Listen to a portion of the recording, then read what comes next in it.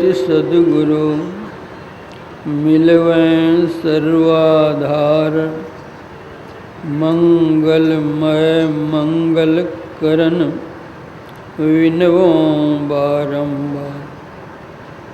धन्य धन्य सद्गुरु सुखद महिमा कही न जाय।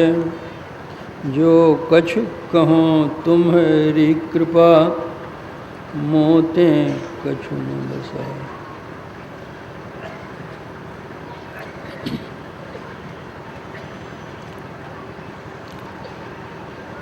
समवेत समादरणीय सज्जन वृंद, आदरणीय माताओं तथा भक्तिमती बहनों, संतमत सत्संग में संत वाणी की प्रधानता होती है।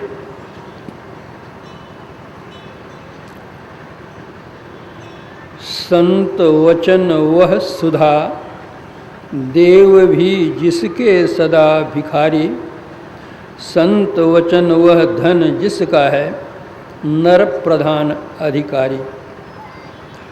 मर्त्य अमर कर देने वाला वह संजीवन रज है। संत वचन सब भव रोगों का राम बाण भेषज है। वेद शास्त्र अनुभूति तपस्या का जिसमें संचय है।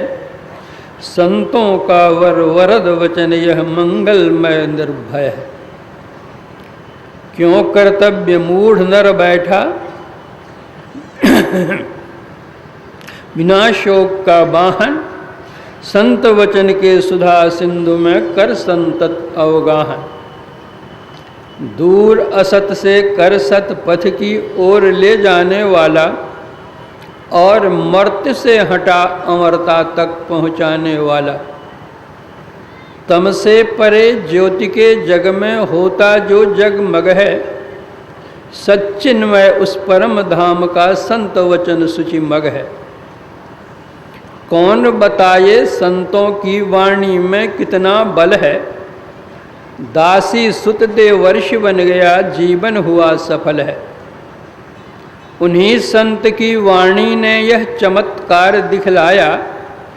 दैत्य वंश में देवोपम प्रहलाद प्रकट हो आया। अगणित बार संत वाणी ने निज प्रभाव प्रगटाया। जिसे मानकर बालक ध्रुव ने हरि का ध्रुव पद पाया। एक लुटेरा था जिसने भी सुनी संत की वाणी। वाल्मीकि बन गया आदि कवि भुवन विविध विज्ञानी।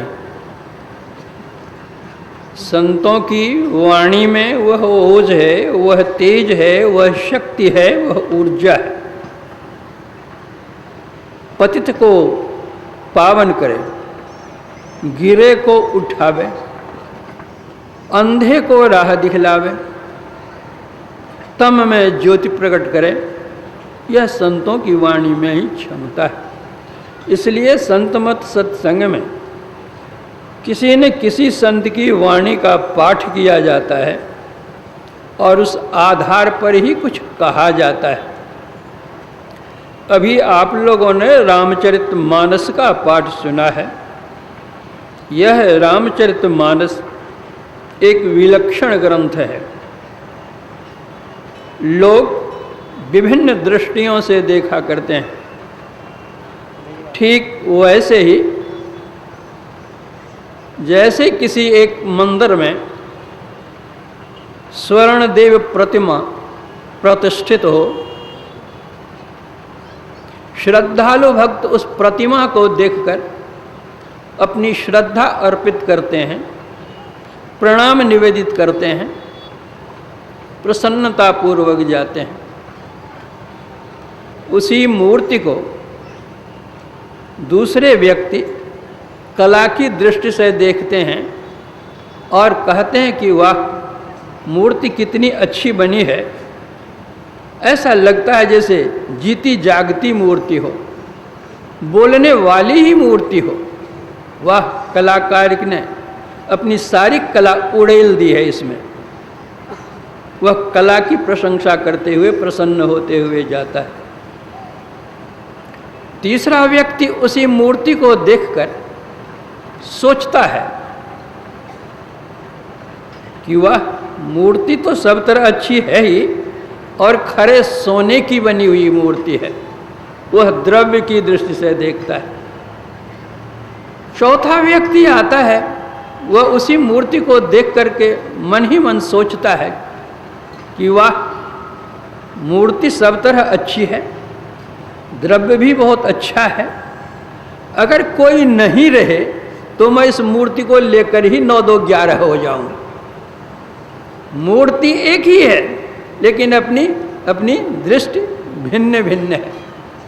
उसी तरह रामचरितमानस को कोई एक पारिवारिक ग्रंथ मानते हैं, कोई कहते हैं एक राजा का जीवन वृत्त उसमें है, एक आदर्श राजा को किस तरह होना चाहिए उसका चित्रण किया गया है। कोई कहते हैं रामचरितमानस राजनीति का शास्त्र है,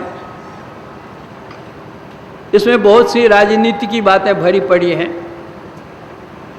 कोई कहते हैं अरे भाई ये राजनीति ही नहीं है, इसमें तो कूटनीति भी भरी है।